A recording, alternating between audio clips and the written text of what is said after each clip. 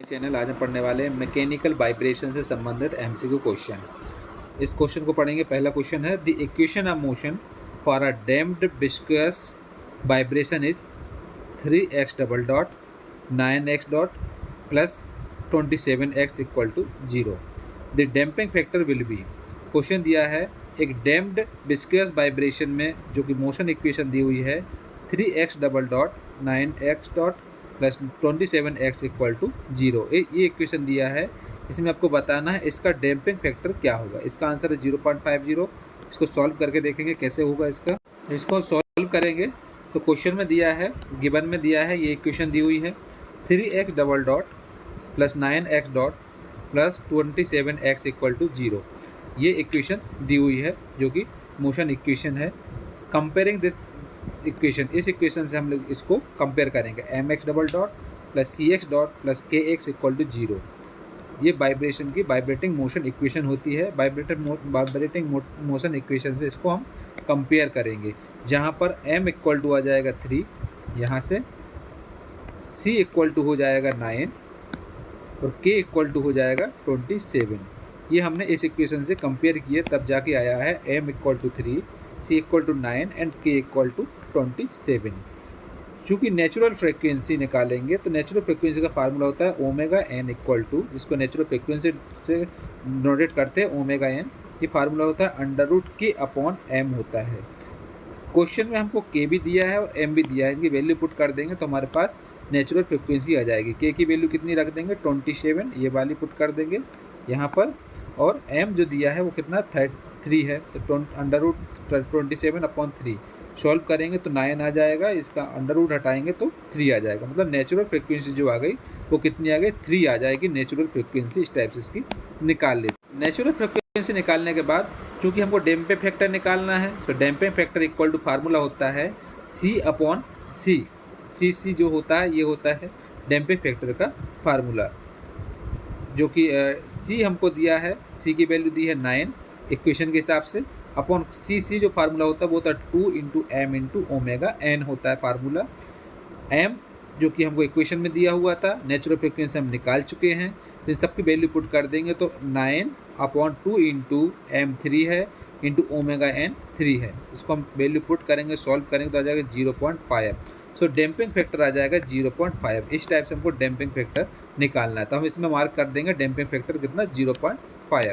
ये क्वेश्चन था, इस क्वेश्चन में दिया हुआ था, इक्वेशन दी थी, इसमें डैम्पिंग फैक्टर निकालना, तो डैम्पिंग फैक्टर इसका आंसर हो जाएगा 0.50। इस टाइप से इसको सॉल्व करते हैं। सेकंड क्वेश्चन है a mass of 1 kilogram is attached to the end of the spring with a stiffness 0.7 newton per mm। The critical damping coefficient of this system will be. Question में दिया हुआ है एक spring mass है जिसमें मास दिया हुआ 1 किलोग्राम और इसकी स्टिफनेस दी हुई है 0.7 न्यूटन पर mm। इसमें हमको क्रिटिकल डैम्पिंग कोफिशिएंट निकालना है। इसका आंसर जो कि आ रहा है 52.92 न्यूटन सेकेंड मीटर। इसको सॉल्व करके देखेंगे। इसको सॉल्व इस टाइप से किया जाएगा, चूँकि m इक्वल टू हमको गिवन में दिया हुआ है मास इक्वल टू 1 किलोग्राम, जो कि स्टिफनेस दी हुई है 0.7 न्यूटन पर mm, के इक्वल टू, और जो कि ये आ जाएगा जिसको हम न्यूटन सेकंड मीटर में कन्वर्ट करेंगे तो 700 हो जाएगा। 1000 से डिवाइड कर देंगे तो 7000 न्यूटन सेकंड पर मीटर में कन्वर्ट हो जाएगा। चूँकि क्रिटिकल डैम्पिंग निकालना है, क्रिटिकल डैम्पिंग के लिए क्या होता है C इक्वल टू CC के बराबर होता है। क्रिटिकल डैम्पिंग जो होता है इसका फार्मूला होता है 2 into M into omega N, 2 into M into omega N. तो m हमको दिया हुआ है 1 किलोग्राम मास और ओमेगा एन नेचुरल फ्रिक्वेंसी हमको निकालना पड़ेगा। तो इसके लिए हम क्या करेंगे, इसमें ये फार्मूला लगा देंगे 2 into m1 under root K upon m होता है नेचुरल फ्रिक्वेंसी का फार्मूला। के हमको ये दिया हुआ है और m दिया हुआ है, ये वैल्यू पुट कर देंगे तो 2 अंडर रूट 700 हो जाएगा। इसको अगर हम सॉल्व करेंगे कैलसी से तो आ जाएगा 52.92 न्यूटन सेकेंड पर मीटर। इस टाइप से हम इसमें क्रिटिकल डैम्पिंग निकालते हैं। क्रिटिकल डैम्पिंग निकालने के लिए हमको इसमें मास दिया हुआ क्वेश्चन में और ये स्टिफनेस दिया हुआ है।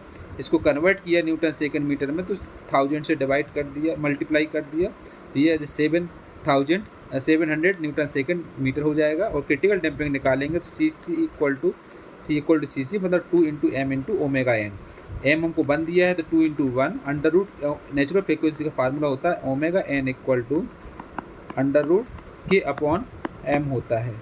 तो इसमें हम क्या करेंगे, सबकी वैल्यू पुट कर देंगे। तो के 700 है और एम 1 है, तो 2 अंडर रूट 700, इसको सॉल्व करेंगे तो 52.92 न्यूटन सेकेंड पर मीटर हो जाएगा। ये इस टाइप से हम क्रिटिकल टेम्परेचर निकाल देते हैं। अब इसका मार्क कर देंगे।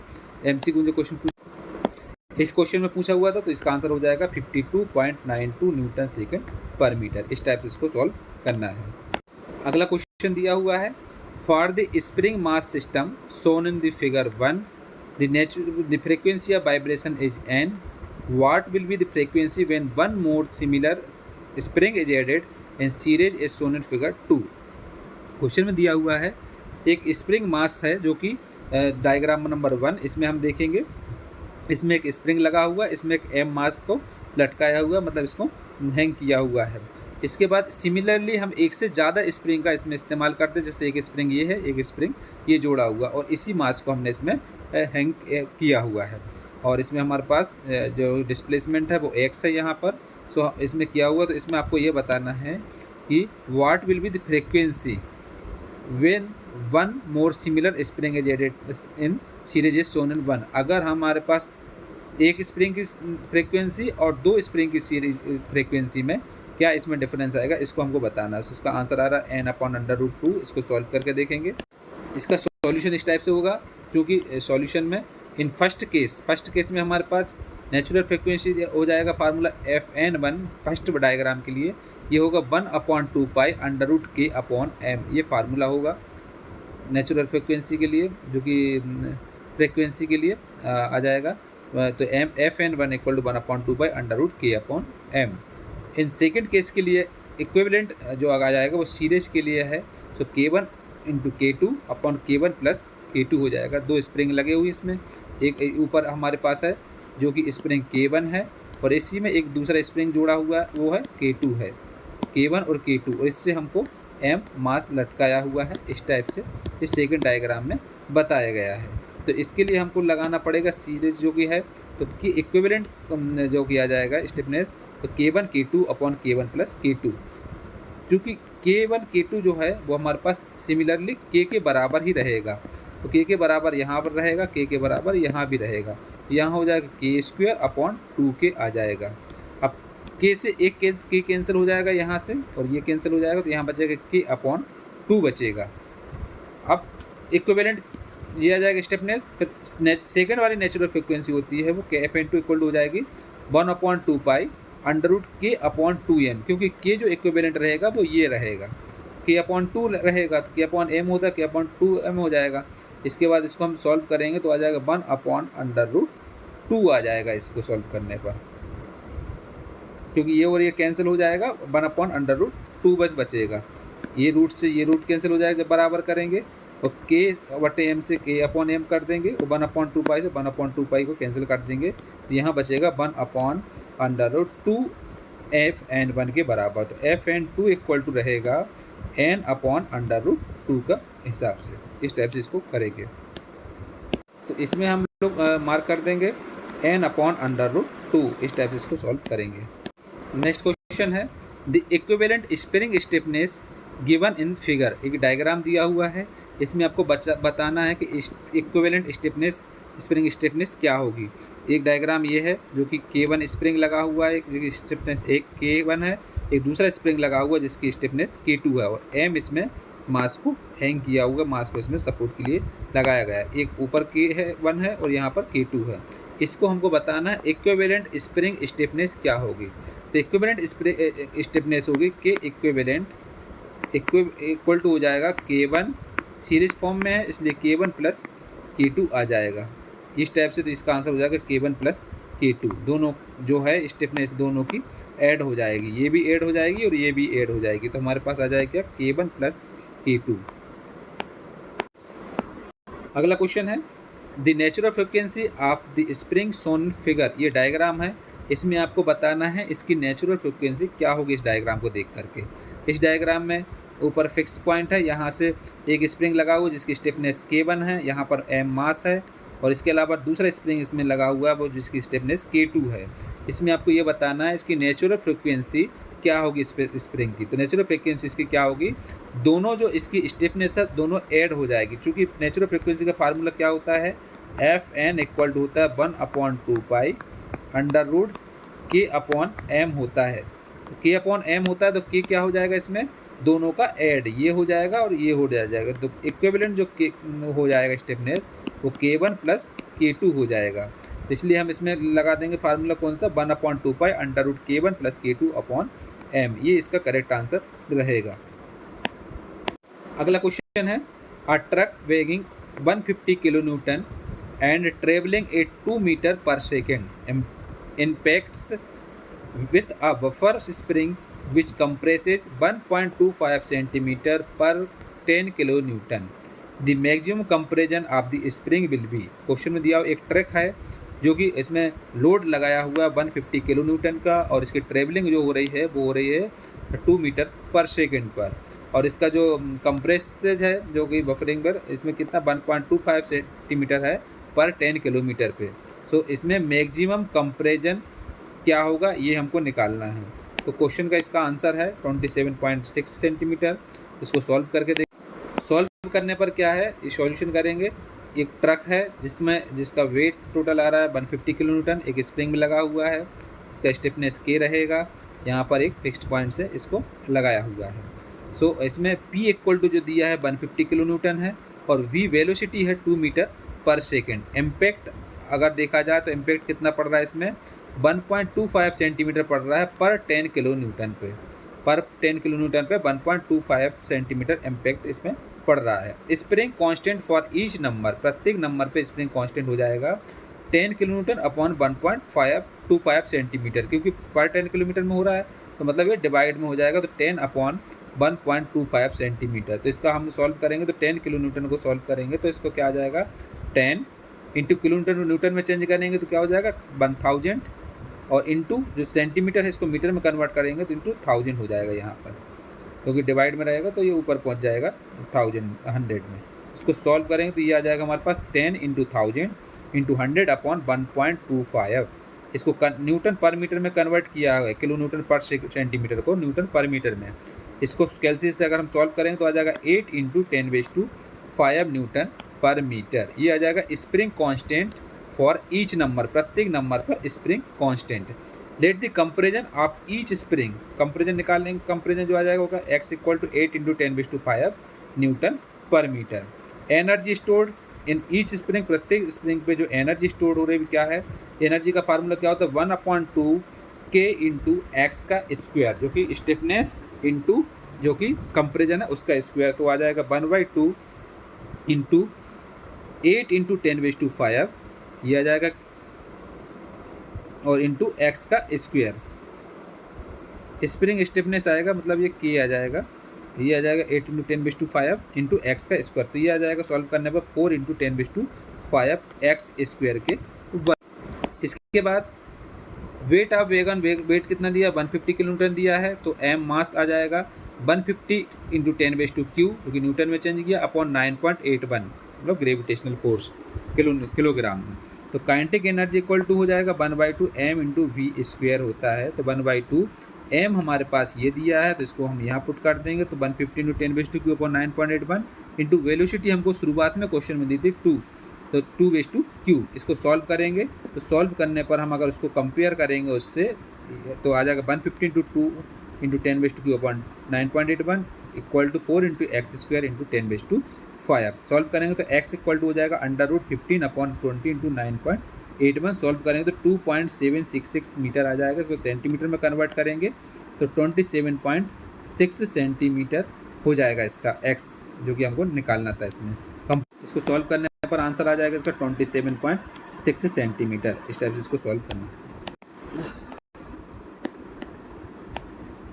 नेक्स्ट क्वेश्चन है, with symbols having the usual meanings the single degree of freedom system mx plus cx plus kx equal to f sin omega t represents. Question में दिया है जो कि एक freedom system, single free degree of freedom system है, जिसमें इस symbol का क्या महत्व होता है इसको बताना। mx plus cx plus kx equal to f sin omega t। ये क्या रिप्रेजेंट करता है? इसका आंसर है फोर्स्ड वाइब्रेशन विथ डैम्पिंग। इसमें फोर्स्ड वाइब्रेशन रहता है विथ डैम्पिंग के साथ में, डैम्पिंग के साथ में रहता है, तो इसलिए इसका आंसर हो जाएगा फोर्स्ड वाइब्रेशन विथ डैम्पिंग। जो अब भी ये इक्वेशन लिखी हो अगर mx double dot plus C X dot plus K X equal to F sine omega T, ये जो रिप्रेजेंट करता है, ये रिप्रेजेंट क्या करता है? Forced vibrations with damping.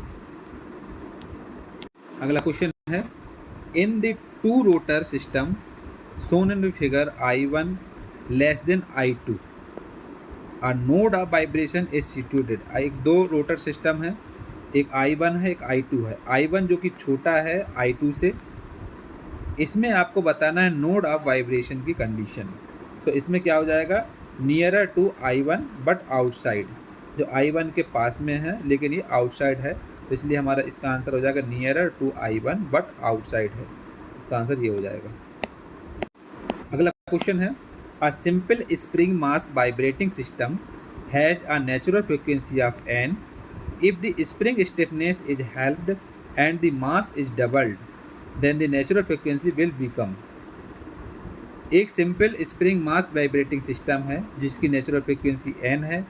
यदि इसमें स्प्रिंग स्टिफनेस जो कि मास का डबल हो तो इसमें नेचुरल फ्रीक्वेंसी क्या होगी? इसका आंसर हो जाएगा, आंसर इसका n/2। इसको सॉल्व करके देखेंगे कैसे करेंगे।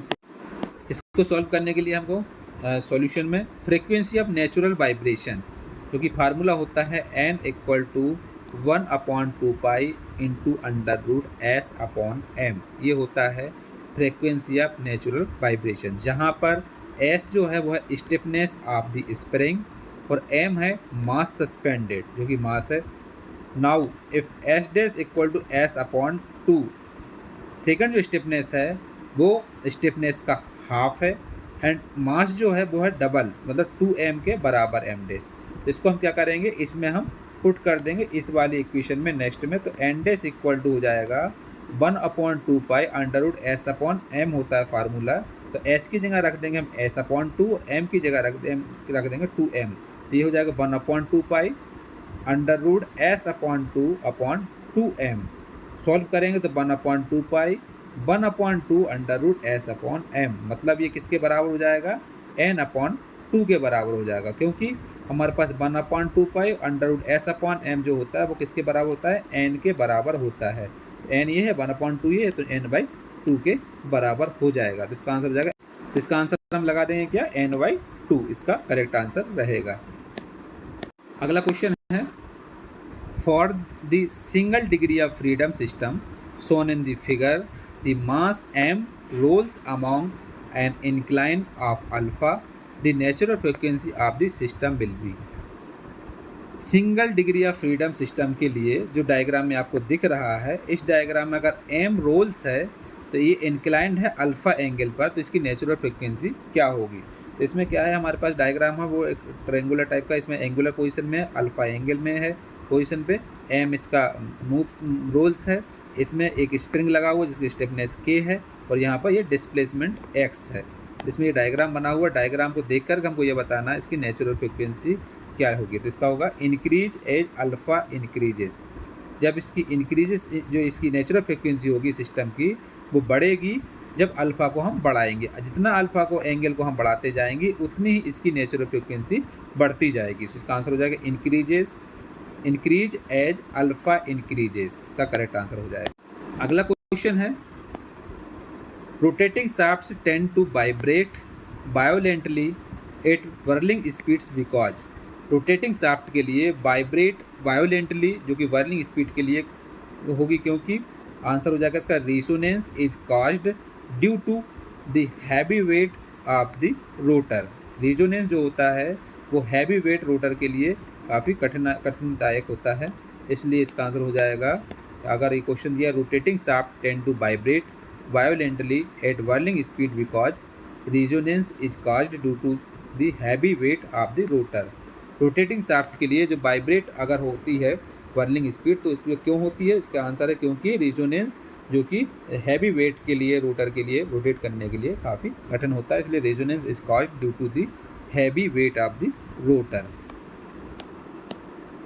नेक्स्ट क्वेश्चन है a machine of 100 kilogram has a 20 kilogram rotor with 0.5 mm eccentricity.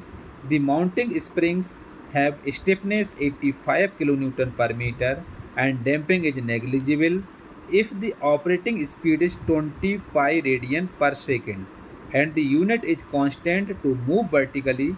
The dynamic amplitude of the machine will be. Question में दिया है एक मशीन है जिसका मास है 100 किलोग्राम और इसका रोटर का जो वेट है वो है 20 किलोग्राम का वेट है और इसमें एक्सेंट्रिसिटी है 0.5 mm की है। माउंटिंग स्प्रिंग माउंटेड जो होगी जिसकी स्टिफनेस है इसमें 85 किलोन्यूटन पर मीटर और डैम्पिंग इसमें क्या करना है, डैम्पिंग फैक्टर जो है वो नेग्लिजिबल है। यदि ऑपरेटिंग स्पीड 25 रेडियन पर सेकेंड हो तो यूनिट इसकी जो कांस्टेंट हो, मूव जो कि वर्टिकली की पोजीशन में हो, तो डायनामिक एम्पलीट्यूड मशीन का जो है डायनामिक एम्पलीट्यूड निकालना है। इसका आंसर हो जाएगा 1 × 10⁻⁴ मीटर। इसको सॉल्व करके देखें। इसका सॉल्यूशन इस टाइप से करेंगे। क्वेश्चन में दिया m इक्वल टू दिया है 100 किलोग्राम और एक जो रोटर का मास दिया हुआ है वो दिया है 20 किलोग्राम m इक्वल टू, और एक्सेंट्रिसिटी दी हुई है 0.5 mm के बराबर, 0.5 mm के बराबर दिया है और स्टिफनेस दिया है 85 किलो न्यूटन पर metre square. Omega equal to है 2 पाई रेडियन पर सेकेंड। ये क्वेश्चन में दिए हुए हैं। क्वेश्चन में क्या क्या दिया है, एक हमको कैपिटल M दिया हुआ है mass m equal to 100 kilogram, rotor का मास दिया है 20 किलोग्राम और एक्सेंट्रिसिटी दिया है 0.5 mm और स्टिफनेस दिया है 85 किलो न्यूटन पर मीटर स्क्वायर। ओमेगा दिया है 2 पाई रेडियन पर second. x equal to formula हो जाएगा m into e into omega square upon √s minus m into omega square का plus f into omega square. f जो है इसका जो कि डैम्पिंग वो है कितना है, वो 0 लेना है हमको, नेग्लिजिबल करना है, इसलिए इसको 0 ले लेंगे तो ये वाला पोर्शन जो है हमारे पास ये पूरा जो 0 हो जाएगा जिसके कारण। तो हमको क्या बचेगा, एक ये बच्चा और एक ये बच्चा, दोनों को हमको सॉल्व करना है, इसमें देखना है, इसको सबकी वैल्यू पुट कर देना है। m हमको 20 दिया हुआ है, सो 20 इंटू एक्सेंट्रिसिटी कितना दिया है 0.5 mm दिया है, इसको मीटर में कन्वर्ट करेंगे तो 0.5 इंटू 10⁻⁻³ कर देंगे। और ओमेगा हमको कितना दिया है 2 पाई रेडियन दिया हुआ है, 2 पाई रेडियन, तो 2 पाई का स्क्वायर हो जाएगा। √s स्टिफनेस हमको 85 माइनस कैपिटल M है 100 किलोग्राम, तो 100 इंटू जो कि ओमेगा है कितना है 2 पाई, तो 2 पाई का स्क्वायर।